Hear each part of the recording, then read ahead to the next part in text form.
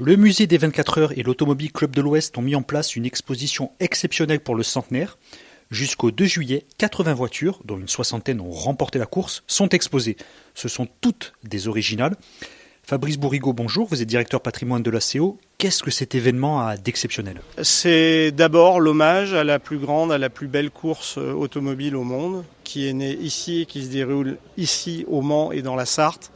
C'est le fait d'avoir choisi de revenir au Mans les héroïnes, c'est-à-dire celles qui ont écrit la grande histoire des 24 heures du Mans, page après page, chapitre après chapitre, année après année. Donc autant de voitures gagnantes, autant de voitures marquantes de l'histoire.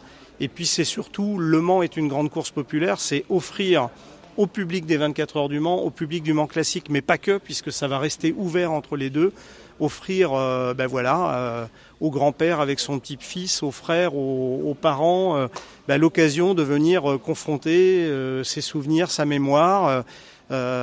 C'est un véritable musée qu'on a là. Donc ce sont des œuvres d'art qui racontent toutes quelque chose sur le plan des techniques, sur le plan de l'esthétique, sur le plan du sport, sur le plan des émotions, qu'elles soient négatives ou positives. Et d'où viennent ces voitures ? De musées, de collections privées ?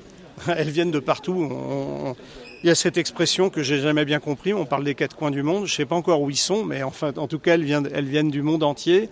Elles viennent de 18 musées. Vous vous rendez compte ? Quand on parle des grandes expositions parisiennes, il y a 18 musées du monde, des musées privés, des musées nationaux, des musées de marques automobiles, des fondations, donc 18 au total. Il y a aussi 17 collectionneurs privés qui nous ont confié leurs voitures.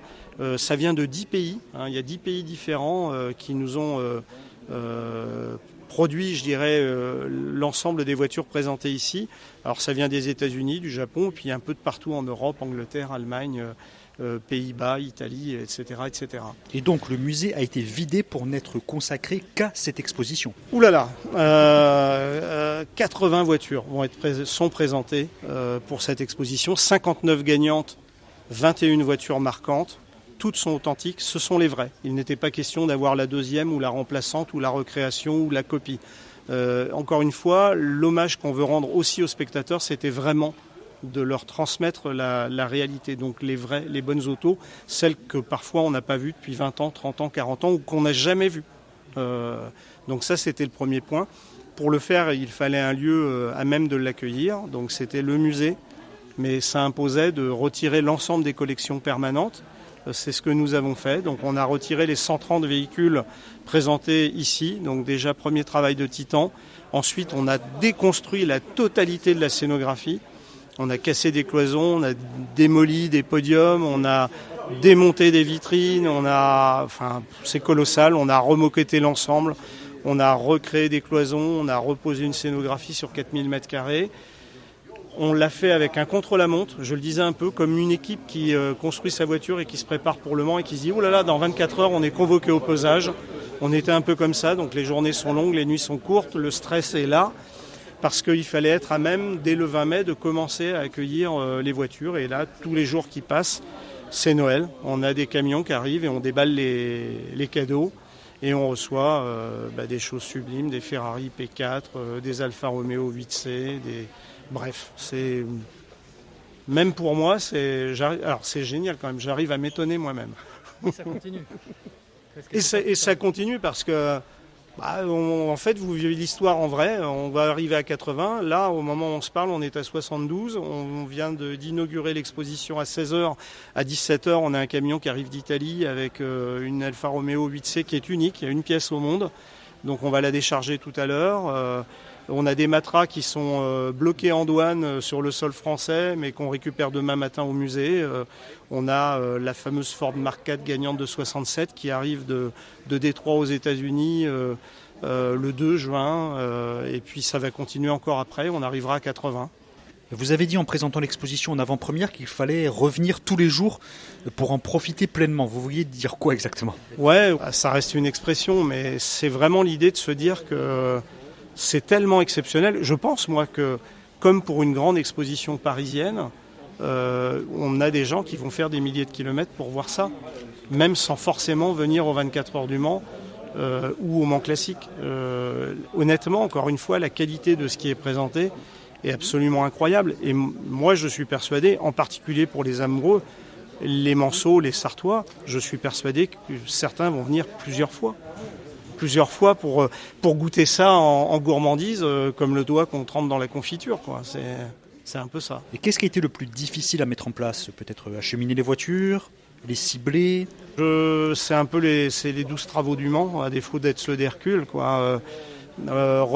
Faire de la généalogie, déjà qu'on a commencé par ça, il y a plus de 2 ans, on a fait de la généalogie. Trouver toutes les autos, savoir où elles sont, trouver les propriétaires, obtenir leurs contacts, leur adresser une invitation et puis leur parler derrière. Parce qu'il fallait motiver les choses. Et puis une fois qu'on avait obtenu les autos, parce qu'il faut aussi préciser une chose, c'est que tout ce que vous voyez là est venu aux frais de leurs propres propriétaires. Sinon, c'était impossible à mettre en œuvre. Donc l'amour d'un musée de marque, on peut le comprendre, mais un collectionneur privé ou une fondation, tous ont fait des efforts d'amener à leurs propres frais, transport et assurance, les véhicules ici. Donc ça, c'est assez incroyable. Tout a été difficile. Ça, reconstituer la liste, les convaincre, gérer la logistique, leur rappeler la date à laquelle elle doit arriver, parce que c'est comme dans la vraie vie, hein. Il y a des écueils, il y a des voitures qu'on n'attendait pas, qui sont arrivées à des jours qu'on n'imaginait pas, et puis d'autres qu'on pensait être arrivées aujourd'hui et qui n'arriveront que demain. Donc c'est du stress, c'est bouleverser le musée comme on l'a fait, prendre ce risque de tout déconstruire, de trouver un local extérieur qu'on garde secret, qu'on a totalement rééquipé pour accueillir la collection permanente. Je sais pas quoi vous dire. Il y en a probablement 10 ou 12 comme les travaux d'Hercule, mais c'était assez incroyable. Et on a fait ça avec l'équipe du musée, avec aussi les équipes de Peter Auto, et puis des bénévoles, hein. C'est aussi une des forces de l'ACO. On a une petite poignée de bénévoles ici qui sont prêts à soulever des montagnes. Est-ce qu'il y a des voitures qui vraiment se démarquent, hein, qui ont marqué l'histoire? Ah oui, alors choisir, c'est renoncer. Le monstre Cadillac, hein, qui est une voiture absolument... c'est un ovni. 1950, les 24 heures du Mans, le retour des Américains après la Seconde Guerre mondiale. Parce que ça raconte plein de choses, hein. On peut faire du social, on peut faire de l'historique, qui va au-delà du sport automobile sur chacune de ces voitures. Donc le monstre Cadillac, qui fait le Mans en 50, cette voiture totalement improbable, qui étonne la population mancelle, qui surnomme la voiture le monstre, parce que c'est pas son nom, c'est une Cadillac de ville. Donc je retiendrai celle-là. Toujours des États-Unis, Ford GT Mark IV qui a gagné le Mans en 67, qui est considérée comme l'édition du XXe siècle. Cette voiture-là, elle était enfermée au musée Ford à Dearborn, à côté de Détroit. Elle ne sort plus, cette auto. Ça fait 20 ans qu'elle n'est pas sortie du musée. Nous l'avons décrochée. La Ferrari P4 qui est là, c'est absolument sublime. Mais je sais pas, je tourne la tête là au moment où on se parle, je dois avoir à peu près 15-20 voitures dans mon champ de vision. J'ai pas envie de renoncer. Merci Fabrice Bourrigaud. Je rappelle, vous êtes directeur patrimoine de l'Automobile Club de l'Ouest et cette exposition du centenaire au musée des 24 heures est à admirer jusqu'au 2 juillet.